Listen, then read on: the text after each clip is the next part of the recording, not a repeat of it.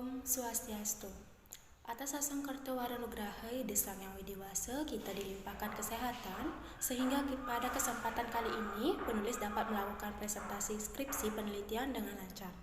Kemudian tidak lupa penulis mengucapkan terima kasih kepada Bapak Ibu Tu Gede Diatmike SE AKMSI selaku pembimbing utama, kemudian Bapak Gede Adi Yuniarte SE AKMSI selaku pembimbing pendamping yang telah memberikan masukan terhadap proposal penelitian saya, dan kepada Bapak Gede Putu Banu Astawa STMAK yang telah bersedia sebagai penelaah dalam penelitian saya. Sebelum lanjut pada topik pembahasan, izinkan saya memperkenalkan diri terlebih dahulu. Perkenalkan, nama saya Loke Uskrani Putri, NIM 1717051397. Jadi pada kesempatan kali ini saya akan mempresentasikan hasil penelitian saya dengan judul Analisis Kinerja Lembaga Perkreditan Desa atau LPD menggunakan metode Balance Scorecard studi kasus pada Lembaga Perkreditan Desa Banyuning. Jadi baik, langsung saja ke pokok pembahasan. Jadi adapun pokok pembahasan yang akan saya presentasikan pada kesempatan kali ini yakni latar belakang masalah penelitian, rumusan masalah penelitian, kajian teori, kerangka berpikir, metode penelitian, serta hasil penelitian. Nah, yang pertama yaitu latar belakang penelitian.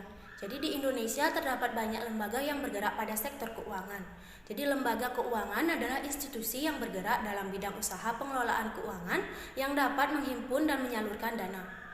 Kemudian kinerja perusahaan menjadi hal yang sangat penting bagi pimpinan untuk melakukan evaluasi terhadap performa usaha dan merencanakan tujuan di masa yang akan datang. Jadi salah satu lembaga keuangan yaitu LPD. Jadi LPD ini merupakan lembaga keuangan non-bank yang berfungsi sebagai lembaga pembiayaan pada masyarakat desa untuk menunjang aktivitas ekonomi dan mendukung kerama desa untuk bisa memanfaatkan peluang usaha yang terbuka di sekitar desa perakaman yang dikelola oleh dan untuk rakyat untuk pembangunan ekonomi masyarakat di daerah Bali tentunya. Jadi LPD ini diakui dan dikukuhkan dalam status hukum sebagai suatu bentuk badan usaha keuangan dengan sifat yang bersifat khusus karena hanya menyelenggarakan kegiatan usaha dalam wilayah desa. Ini dikemukakan oleh Nurjaya DKK pada tahun 2001. Jadi berdasarkan implementasinya, lembaga keuangan desa bergerak dalam usaha simpan pinjam, di mana produk jasa yang ditawarkan yaitu tabungan, deposito, dan pinjaman dari masyarakat. Nah, yang kemudian disalurkan dalam bentuk pemberian kredit yang efektif. Jadi di dalam memberikan pelayanan kepada masyarakat atau nasabah, tentunya pihak dari lembaga keuangan ini harus memperhatikan juga terkait kinerja karyawannya. Jadi kinerja merupakan hasil pekerjaan yang mempunyai hubungan kuat dengan tujuan strategis organisasi, kepuasan konsumen, dan memberikan kontribusi ekonomi.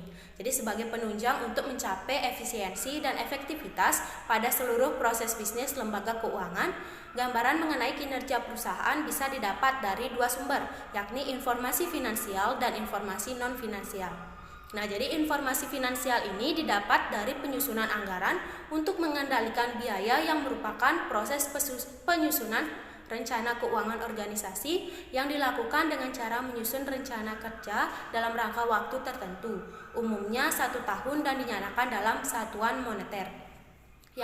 Kedua informasi ini dapat dianalisis menggunakan beberapa model pengukuran kinerja perusahaan, salah satunya dengan menggunakan metode Balance Scorecard. Nah, jadi metode Balance Scorecard ini hadir untuk menggantikan konsep scorecard model lama yang hanya mengejar profitabilitas jangka pendek saja. Jadi Balance Scorecard dapat memberikan pengukuran kinerja yang lengkap karena terdiri dari beberapa perspektif dan dapat memberikan informasi yang lebih menyeluruh sehingga dapat disusun strategi keberhasilan lembaga dalam jangka panjang. Jadi kesuksesan lembaga keuangan tidak dapat dimotivasi atau diukur dalam jangka pendek dengan model akuntansi keuangan tradisional saja, tetapi diperlukan juga waktu yang sesuai dengan kebutuhan serta pertumbuhan keuangan. Nah, jadi Balance Scorecard adalah sistem pengukuran yang bertujuan untuk menerjemahkan tujuan strategis organisasi ke dalam serangkaian tujuan kinerja yang pada gilirannya diukur, dipantau, dan diubah jika perlu untuk memastikan bahwa tujuan strategis organisasi ini terpenuhi. Jadi berdasarkan latar belakang masalah yang telah saya sampaikan, menjadi hal yang menarik untuk diteliti terkait sejauh mana tingkat keberhasilan kinerja suatu lembaga dengan menggunakan konsep balance scorecard. Jadi mengacu pada permasalahan yang dihadapi oleh lembaga perkreditan desa di Banyuning. Kemudian ada pun identifikasi masalah penelitian. Nah, yang pertama, LPD Desa Pekraman Banyuning masih belum menerapkan metode balance scorecard sebagai pengukuran kinerjanya. Yang kedua, belum adanya komitmen pengampu kepentingan di Desa Pekraman untuk memajukan LPD. Yang ketiga, belum dipahaminya secara benar bahwa LPD itu adalah suatu kesatuan usaha yang memiliki otonomi dan diskresi dalam mengelola usahanya. Jadi masih perlu pemahaman tentang pentingnya menilai kinerja LPD dari berbagai sisi, yakni menilai dari sisi laporan keuangan dan penilaian dari sisi non-keuangannya. Jadi maka dapat dirumuskan permasalahan dalam penelitian ini, yaitu bagaimana kinerja lembaga perkreditan desa menggunakan metode balance scorecard pada lembaga perkreditan desa Banyuning. Selanjutnya yaitu pembahasan kajian teori. Nah, jadi yang pertama kinerja keuangan. Jadi kinerja keuangan adalah suatu analisis yang dilakukan untuk melihat sejauh mana suatu perusahaan telah melaksanakan dengan menggunakan aturan-aturan pelaksanaan keuangan secara baik dan benar, sesuai dengan yang dihasilkan atau hasil kerja yang dicapai dari suatu perusahaan secara periodik, efektivitas operasional suatu organisasi bagi organisasi dan karyawan berdasarkan sasarannya. Jadi standar dan kriteria yang telah ditetapkan suatu laporan keuangan yang telah memenuhi standar dan ketentuan dalam SAK atau Standar Akuntansi Indonesia atau GAAP, General Accepted Accounting Principle, dan lainnya. Penilaian balance scorecard yang mendidik manajemen dan organisasi untuk memandang perusahaan dari 4 perspektif, yaitu perspektif keuangan, perspektif pelanggan, perspektif proses bisnis internal, dan serta proses pertumbuhan dan pembelajaran, yang menghubungkan pengendalian operasional jangka pendek ke dalam visi misi dan strategi bisnis jangka panjang. Yang pertama, perspektif keuangan. Adalah perspektif ini mengukur kinerja dari sudut pandang penyediaan sumber daya dan ketercapaian target keuangan sebagaimana yang telah ditetapkan pada anggaran lembaga perkreditan desa. Jadi ukuran dalam perspektif keuangan biasanya berupa peningkatan pendapatan, penurunan biaya, dan peningkatan produktivitas. Peningkatan pemanfaatan aktiva dan penurunan risiko dapat menghasilkan keterkaitan yang diperlukan antara keempat perspektif scorecard. Pada penelitian ini menggunakan beberapa perhitungan rasio-rasio LPD untuk menilai kinerja keuangan LPD. Yang kedua, perspektif pelanggan. Jadi indikator utama yang dapat digunakan untuk menilai bagaimana nasabah memandang lembaga perkreditan desa adalah dengan tingkat kepuasan nasabah yang bisa diketahui melalui survei pelanggan, adanya pengaduan, serta sikap dan perilaku mereka yang dapat diketahui dari keluhan-keluhan yang mereka sampaikan, sehingga dengan demikian loyalis pelanggan dapat terjaga. Jadi mengukur kinerja perusahaan pada sisi pelanggan. Adapun faktor-faktor yang berhubungan dengan pelanggan, yaitu pangsa pasar dengan mengukur besarnya pangsa pasar atau proporsi segmen pasar yang dikuasai perusahaan. Yang kedua, tingkat kepuasan pelanggan yang diukur dengan menggunakan skala Likert. Nah, yang ketiga, perspektif proses bisnis internal.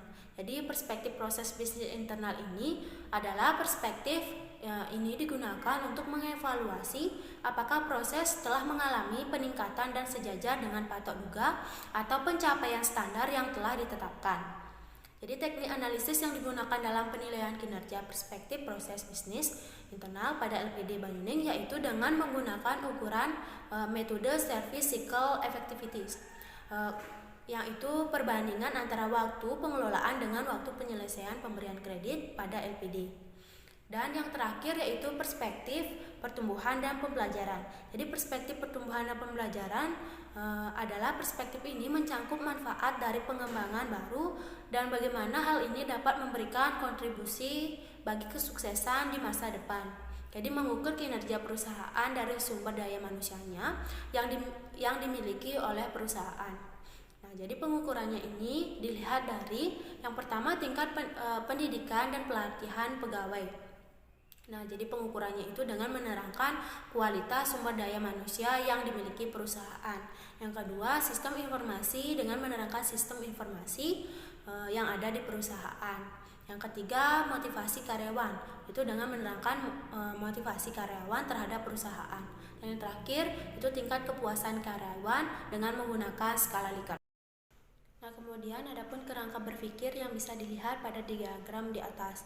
Nah, jadi peneliti menggunakan LPD Banyuning sebagai subjek penelitian yang dimana nantinya penulis akan meneliti pengukuran kinerja pada LPD Banyuning menggunakan teknik balance scorecard yang diuji melalui 4 perspektif, yaitu perspektif keuangan, perspektif pelanggan, perspektif proses bisnis internal, serta perspektif pertumbuhan dan pembelajaran, yang sehingga nantinya dapat diketahui sejauh mana tingkat keberhasilan kinerja LPD Banyuning dari keempat perspektif itu apakah sudah dikategorikan baik dan sehat. Kemudian adapun rancangan penelitian. Dalam penelitian ini menggunakan desain penelitian kuantitatif deskriptif. Jadi jenis penelitian ini menggunakan metode balance scorecard sebagai variabel penelitian. Kemudian ada pun lokasi penelitian. Jadi atas beberapa pertimbangan yang ada, penulis memilih LPD Banyuning sebagai tempat penelitian, yaitu diantaranya yaitu akses yang mudah dijangkau karena berlokasi tidak jauh dari pusat kota Singaraja. Yang kedua, jumlah sampel yang memadai sehingga dapat mempermudah penulis dalam melakukan penelitian.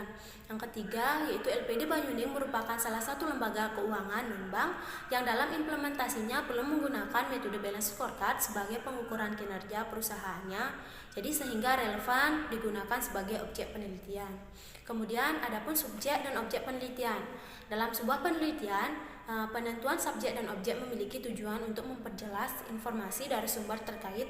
Subjek dalam penelitian ini adalah LPD Banyuning, sedangkan objeknya adalah metode balance scorecard dengan memperhatikan 4 perspektif. Kemudian adapun populasi dan sampel. Nah, jadi populasi dalam penelitian ini disesuaikan dengan tujuan kebutuhan penelitian. Jadi adapun populasi yang digunakan adalah populasi dan sampel yang digunakan dalam penelitian ini yaitu laporan keuangan LPD Desa Perkaman Banyuning selama 3 tahun terakhir dan hasil dari penyebaran kuesioner kepada para nasabah LPD yang masih aktif dari tahun 2018 hingga tahun 2020 serta karyawan yang bekerja di LPD Banyuning yang jika ditotal keseluruhan populasi sebanyak 869. Nah, jadi teknik pengambilan sampel dalam penelitian ini yaitu menggunakan teknik proporsional random sampling, di mana dengan menggunakan rumus Lovin yaitu N sebagai jumlah sampel atau jumlah responden per 1 ditambah jumlah populasi dikali dengan tingkat kesalahan dalam pengambilan sampel yang masih bisa ditolerir sebesar 10%. Jadi sehingga dapat diperoleh jumlah sampel dalam penelitian ini adalah sebanyak 89,9 yang dibulatkan menjadi 90 orang responden. Kemudian adapun jenis dan sumber data. Jadi dalam penelitian ini, data primer akan diperoleh dari perspektif keuangan dalam balance scorecard mengarah kinerja dalam menciptakan nilai dan memberikan perbaikan yang mendasar pada perusahaan melalui perhitungan permodalan, aktiva produktif, rentabilitas, dan likuiditas. Jadi pada perspektif proses bisnis internal, mengukur proses pemberian kredit di LPD Banyuning digunakan service cycle effectiveness untuk menghindari waktu yang terbuang dalam proses pemberian kredit. Sedangkan penilaian kinerja dari perspektif pelanggan yang menjabarkan kepuasan pelanggan serta perspektif pertumbuhan dan pembelajaran yang menjabarkan kepuasan karyawan yang digunakan penyebaran kuesioner dengan menggunakan skala Likert. Nah, kemudian adapun data sekunder bersifat data yang mendukung keperluan data primer. Jadi data sekunder ini yang digunakan dalam penelitian yaitu dokumen-dokumen jurnal. Jadi data dalam penelitian ini diperoleh melalui laporan keuangan LPD selama 3 tahun terakhir, yaitu data jumlah nasabah dan data hasil wawancara serta dokumentasi. Kemudian adapun teknik analisis data. Jadi data yang digunakan dalam penelitian ini terdiri dari data keuangan dan non-keuangan. Data non-keuangan berupa jawaban responden dari pertanyaan-pertanyaan yang diberikan merupakan suatu hal yang terpenting dalam penelitian ini. Jadi karena data dikumpulkan melalui kuesioner. Kemudian keabsahan dari suatu hasil penelitian sangat ditentukan oleh alat ukur yang digunakan untuk mengukur variabel yang diteliti. Oleh karena itu, suatu alat pengukuran perlu diuji dengan pengujian validitas, yaitu tingkat keaslian, dan reliabilitas, yaitu tingkat keandalan. Nah, selanjutnya saya akan mempresentasikan hasil dari penelitian saya. Jadi, yang pertama yaitu hasil penilaian kinerja menggunakan metode balance scorecard yang diukur dari perspektif keuangan pada LPD Banyuning menggunakan penilaian rasio-rasio di bawah ini. Jadi, pada penelitian ini menggunakan beberapa perhitungan rasio-rasio LPD untuk menilai kinerja keuangan LPD, di antaranya ROA, BOPO, CAR, NPL, dan LDR. Kemudian adapun tingkat kesehatan berdasarkan rasio return on asset atau ROA, yang berarti menilai dari perbandingan laba tahun berjalan atau laba bersih setelah pajak dengan total aset pada LPD Banyuning dari tahun 2019 sampai dengan tahun 2020 dapat dilihat pada tabel berikut. Jadi berdasarkan tabel dapat diketahui hasil perhitungan rasio ROA yang didapat dari perbandingan laba tahun berjalan dengan total aset diperoleh hasil bahwa selama 3 tahun terakhir, yakni dari tahun 2018, 19, dan 20 berturut-turut adalah 2,63%, 2,80%, dan 1,80%. Hal ini berarti bahwa setiap 1,00 penghasilan dari total laba tahun berjalan akan meningkat total aset pada LPD Banyuning, yakni sebesar 0,0263, 0,0280 dan 0,0180. Jadi dari tabel perhitungan di atas dapat diketahui bahwa selama tahun 2018 sampai tahun 2020 kinerja keuangan LPD Banyuning mengalami fluktuasi.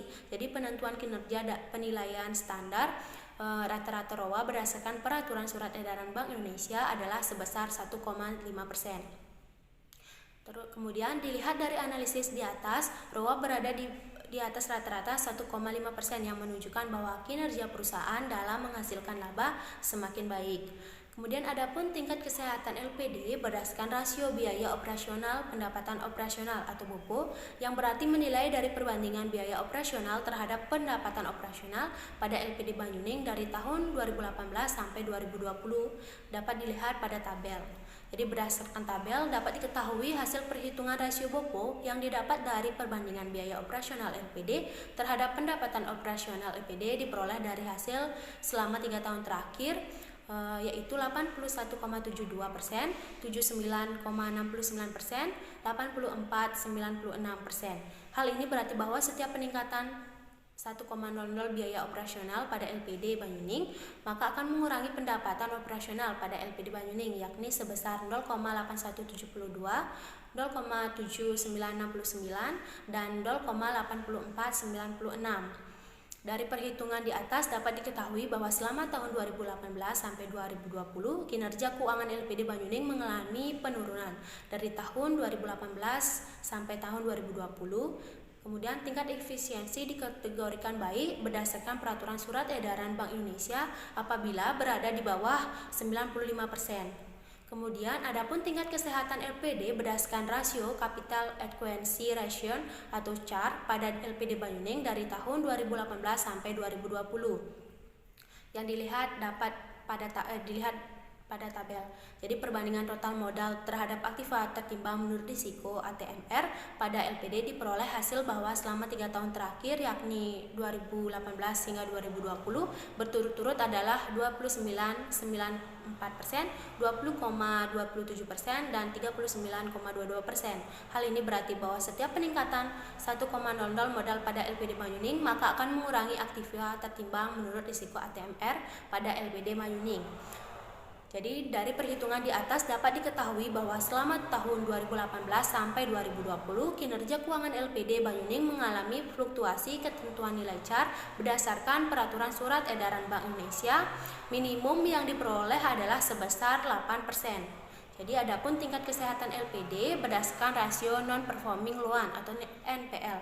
Jadi pada LPD Banyuning dari tahun 2018 hingga 2020 dapat dilihat pada tabel berikut. Jadi berdasarkan tabel dapat diketahui hasil perhitungan rasio NPL yang didapat dari perbandingan kredit kurang lancar, diragukan dan macet terhadap total kredit pada LPD diperoleh hasil selama 3 tahun terakhir. Hal ini berarti bahwa setiap peningkatan 1,00 kredit kurang lancar, diragukan dan macet pada LPD Banyuning maka akan meningkatkan total kredit yang dimiliki pada LPD Banyuning. Dari perhitungan di atas dapat diketahui bahwa selama tahun 2018 hingga 2020 kinerja keuangan LPD Banyuning mengalami fluktuasi. Kemudian adapun tingkat kesehatan LPD berdasarkan Loan Deposit Ratio atau LDR. Jadi pada LPD Banyuning dari tahun 2018 sampai 2020 dapat dilihat pada tabel. Jadi berdasarkan pada tabel dapat diketahui hasil perhitungan rasio LDR yang didapat dari perbandingan antara kredit yang diberikan terhadap total deposit ditambah equity pada LPD diperoleh hasil bahwa selama 3 tahun terakhir, yakni dari tahun 2018 hingga 2020, berturut-turut adalah 44,48%, 75,63%, dan 78,46%.